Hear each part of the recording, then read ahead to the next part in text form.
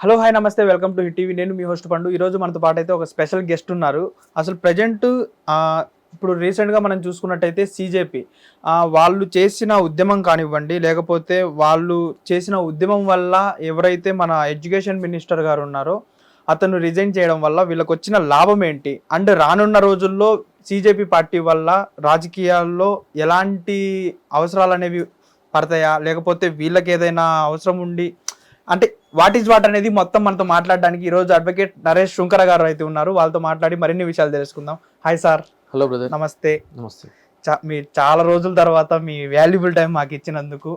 And first of all sir, CJP ఎవరైతే అభిజిత్ ఉన్నారో వాళ్ళు మొన్న రీసెంట్గా ఏదైతే పేపర్ లీక్ ఉందో దాని మీద వాళ్ళు ఒక ఎడ్యుకేషన్ మినిస్టర్ని రిజైన్ చేయించడం జరిగింది, ధర్మేంద్ర ప్రధాన్ గారిని.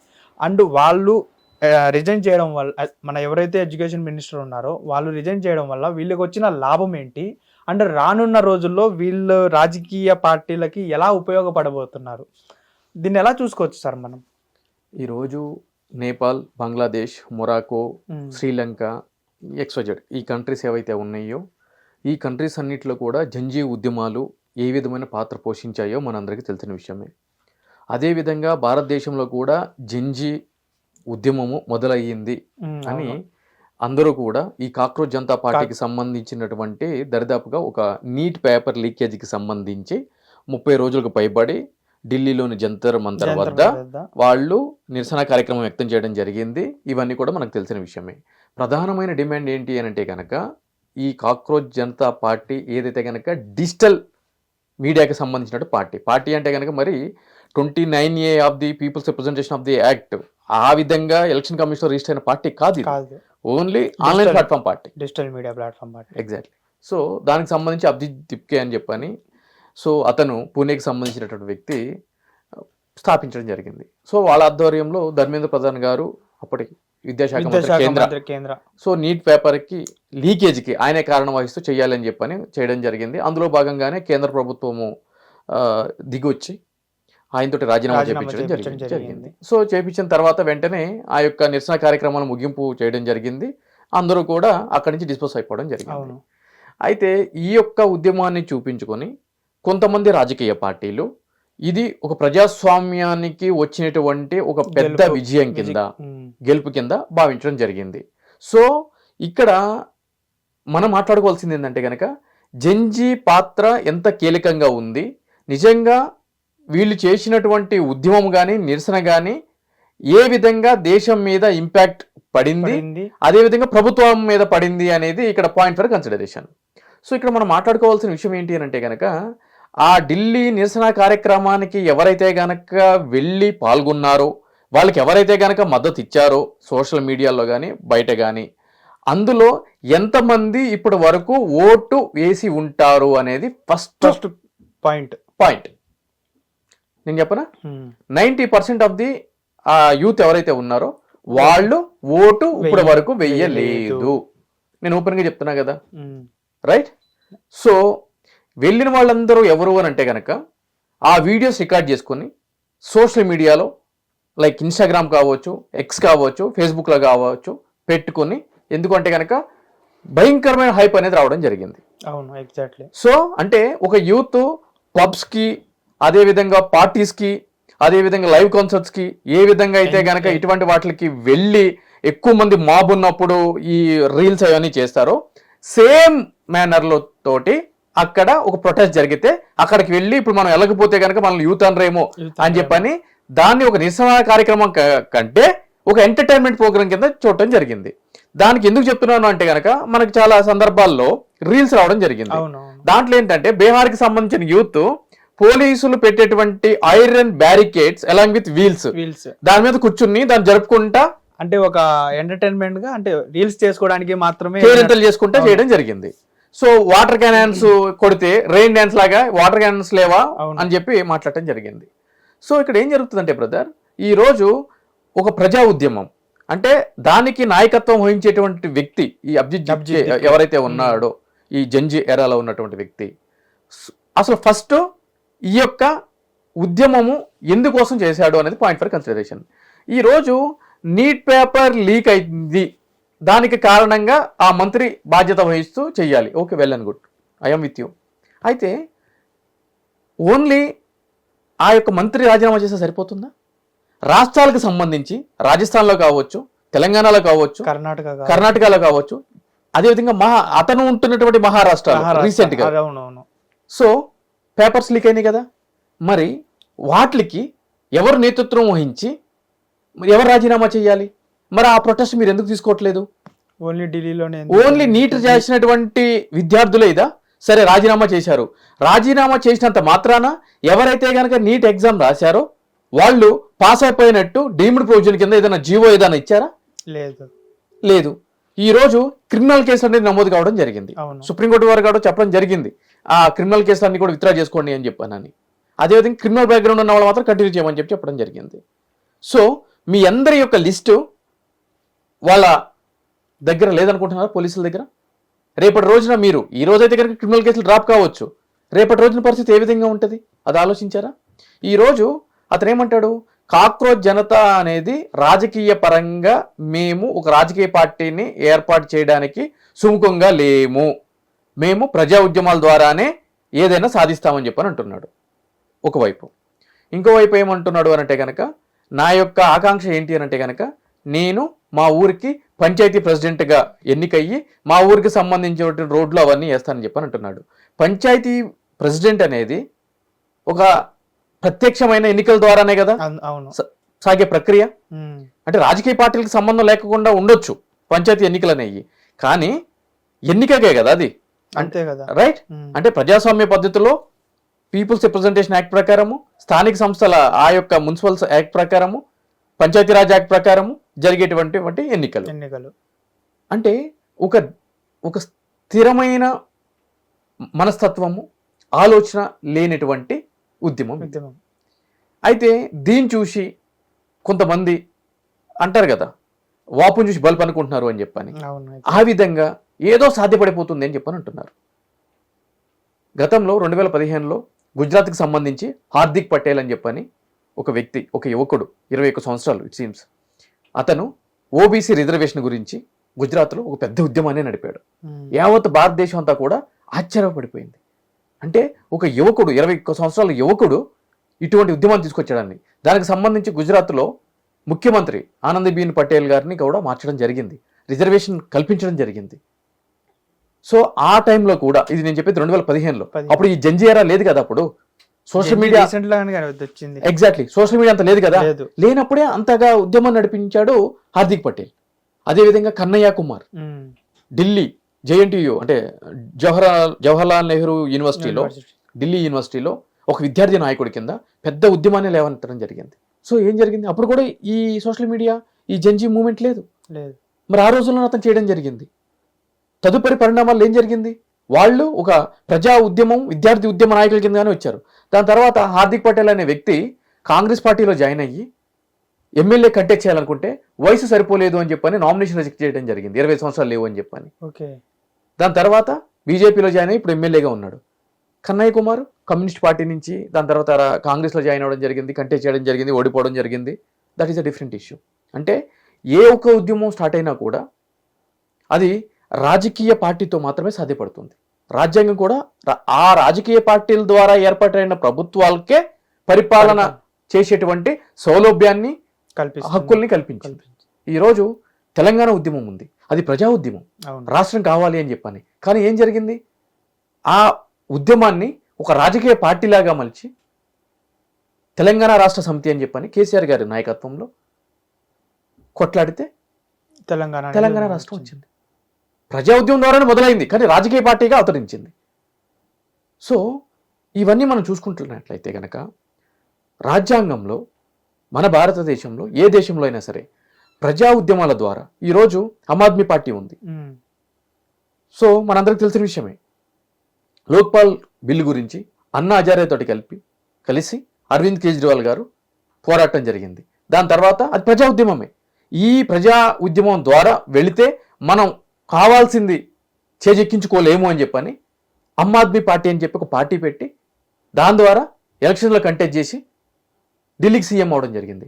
అదే బిల్లుని ప్రవేశపెడితే అబ్సల్యూట్ మెజారిటీ లేదని చెప్పని మళ్ళీ రాజీనామా చేసి మళ్ళీ జనాల్లోకి వెళ్ళటం జరిగింది, మళ్ళీ గెలవడం జరిగింది. సో అంతిమంగా ఒక స్థిరత్వమైన మైండ్ సెట్ ఉండి భవిష్యత్ కార్యాచరణ కలిగి దేశం మీద ప్రజల మీద అవగాహన కలిగి ఉన్న వ్యక్తులు ఇటువంటి మాటలు మాట్లాడరు. సో ఇది తాత్కాలికమైన ఉద్యమమే. దీని యొక్క ఇంపాక్ట్ వచ్చే రాజకీయాల్లో ఏ మాత్రం కూడా కనబడదు. ఇంకొక విషయం నేను చెప్తాను. నిన్న బీహార్లో పీకే లైక్ మన ప్రశాంత్ కిషోర్ ఎగ్జాక్ట్లీ గెలవడం జరిగింది ఉప ఎన్నికల్లో, బీహార్ ఉప ఎన్నికల్లో. అది ఆ కాన్స్టిట్యున్సీలో ఎప్పటి నుంచో బీజేపీనే నెగ్గుతుంది. 90s దగ్గర నుంచి కూడా at the first time Prashant Kishor garu గెలవడం జరిగింది. 19,000 మెజార్టీనో 20,000 చేంజ్ మెజార్టీతో ప్రశాంత్ కిషోర్ గారు గెలవడం జరిగింది. ఎగ్జాక్ట్లీ. సో ఇక్కడ మాట్లాడటం ఏంటి అంటే కనుక జంజీ ప్రొటెస్ట్ ఏదైతే ఉందో ఆ ప్రొటెస్ట్ వల్ల బీజేపీకి డ్యామేజ్ అయ్యింది, వ్యతిరేకత మొదలయ్యింది. అందు గురించే ఇన్ని సంవత్సరాల తర్వాత అతను గెలవడం జరిగింది అని చెప్పడం జరిగింది. ఇక్కడ ఇంకొక పాయింట్ కూడా ఉంది. ఎందుకు నేను ప్రశాంత్ కిషోర్ పాయింట్ తీసుకొస్తున్నాను అంటే కనుక బీహార్లో జరిగినటువంటి గత ఎన్నికల్లో ప్రశాంత్ కిషోర్ నేను పోటీ చెయ్యను అని చెప్పి ఎన్నికలకి దూరంగా ఉండటం జరిగింది. రైట్.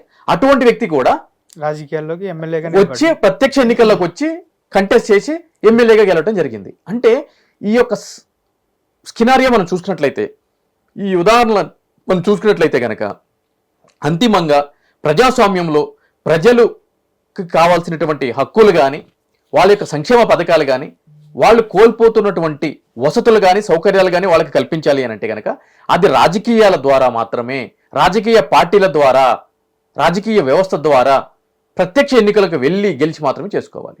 ఈరోజు నేను గతంలో కూడా చెప్పడం జరిగింది, విద్యాశాఖ మంత్రి నీటికి బాధ్యత వహించు రాజీనామా చేయాలి అని అంటే కనుక అదే పార్టీకి సంబంధించినటువంటి వేరే వ్యక్తిని కదా అక్కడ విద్యాశాఖ మంత్రిగా చేస్తారు. అంతే తప్ప ప్రొటెస్ట్ చేసినటువంటి వ్యక్తుల్లో ఎవరిని కూడా విద్యాశాఖ మంత్రిగా చెయ్యరుగా. వాళ్ళకి నిజమైన తెలివి ఉంటే ఈ అభిజిత్ దీప్కే అనే వ్యక్తికి ఆ యొక్క ఉద్యమానికి నిజమైన స్ఫూర్తి ఉంటే వాళ్ళు చేయాల్సిన డిమాండ్ ఏంటంటే కనుక ఇంకెన్ని రోజులు ఈ వారసత్వ రాజకీయాలని మేము బరాయించాలి, ఇంకెన్ని రోజులు ఈ ఆర్థిక మూలాలతో కలిగినటువంటి రాజకీయాలకి మేము బలైపోవాలి. కాబట్టి ఈ రోజు ఈ ఉద్యమం ద్వారా మేము ప్రకటించింది ఏంటి అని అంటే కనుక ఎవరైతే గనక యువకులు ఉన్నారో ఆ యువకులే మేము ప్రత్యక్ష ఎన్నికల్లోకి వస్తాము, మేము నిలబడతాము, మేము గెలుస్తాము, మాకు కావాల్సిన ప్రభుత్వాన్ని మేము ఎన్నుకుంటాము అని కదా చెయ్యాలి. ఈరోజు ప్రజా ఉద్యమం చేసి ఏ పార్టీ మీద అయితే గనక, ఏ పార్టీ ద్వారా అయితే గనక ప్రభుత్వం ఏర్పడిందో ఆ ప్రభుత్వం మీద మీరు విమర్శలు చేసి మాకు ఉద్యోగాలు కల్పించాలి అంటారు. వాళ్ళేమన్నా డిమాండ్ చేయాల్సిన అవసరం మీకేముంది? మీరు ప్రత్యక్ష ఎన్నికల్లోకి రండి, నిలబడండి, గెలవండి. యువకులకి మీతో పాటు ఎవరైతే రోడ్లెక్కిన యువకులు ఉన్నారో వాళ్ళకి ఉద్యోగ అవకాశాలు కల్పించండి, వాళ్ళకి ఉచిత విద్య కల్పించండి, మెరుగైన వైద్యం కల్పించండి. వాళ్ళు వీళ్ళని అడుకోవాల్సిన అవసరం మీకేముంది?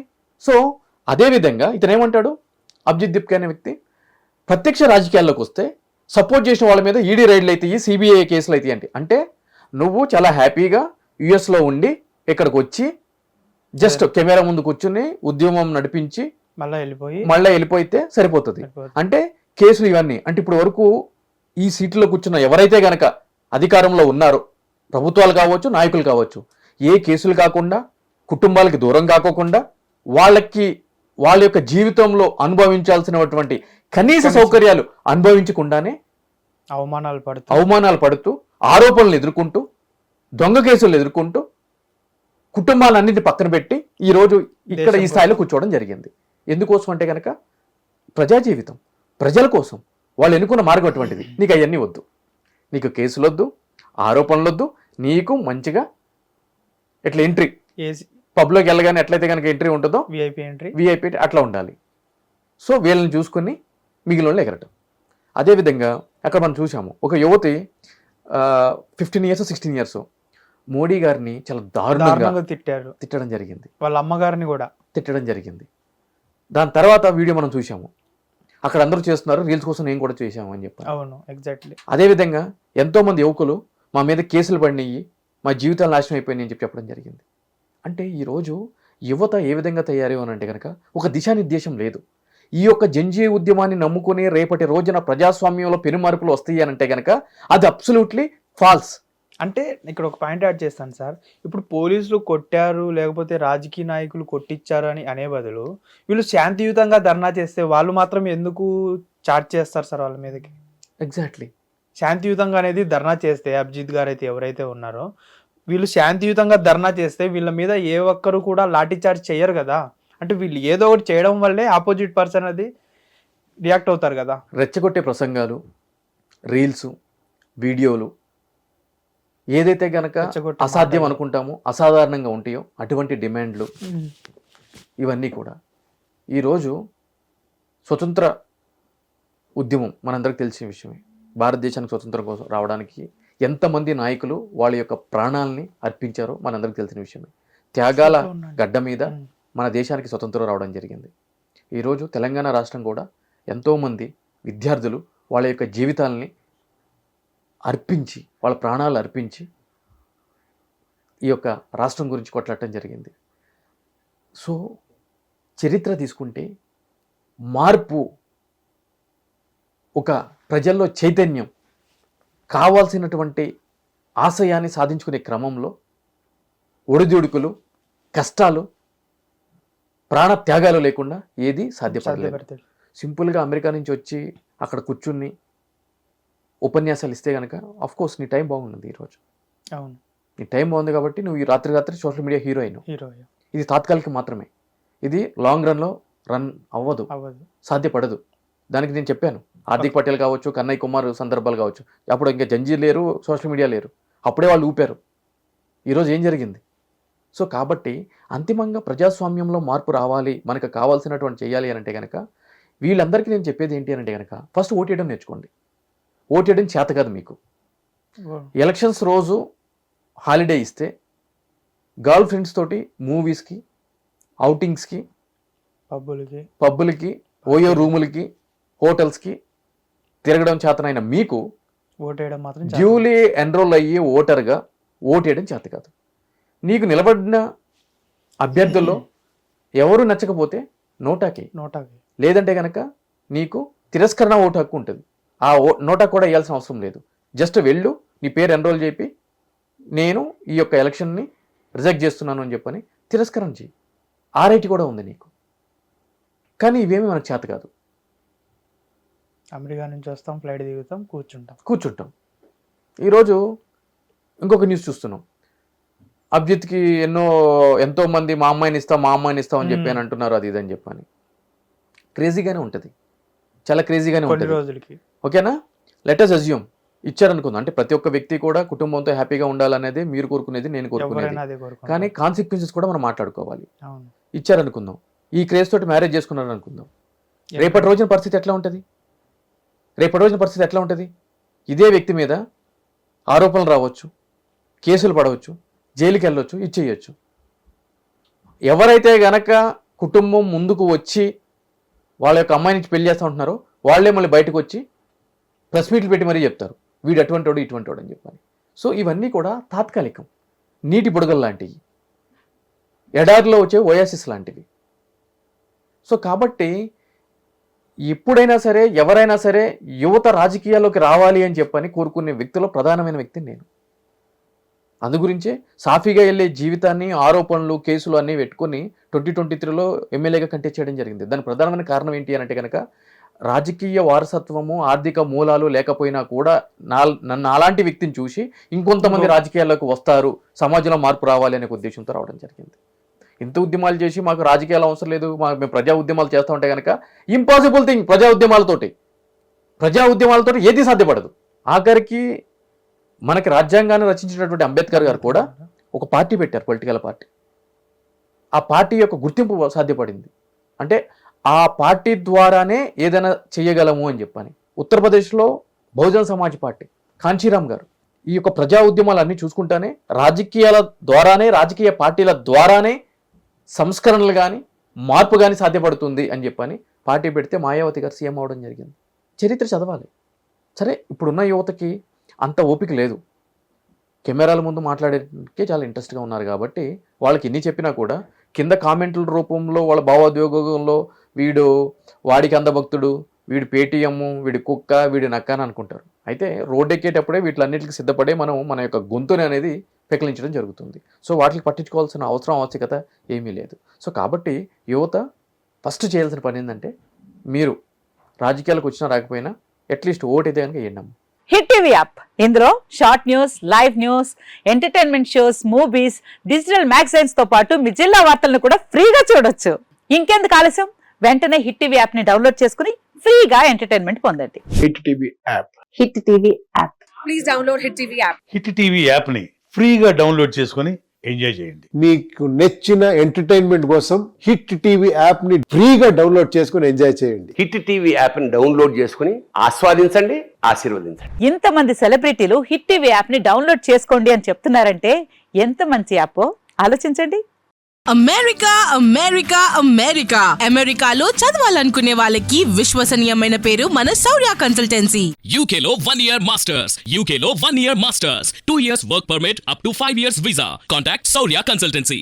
Contact 89851 89851.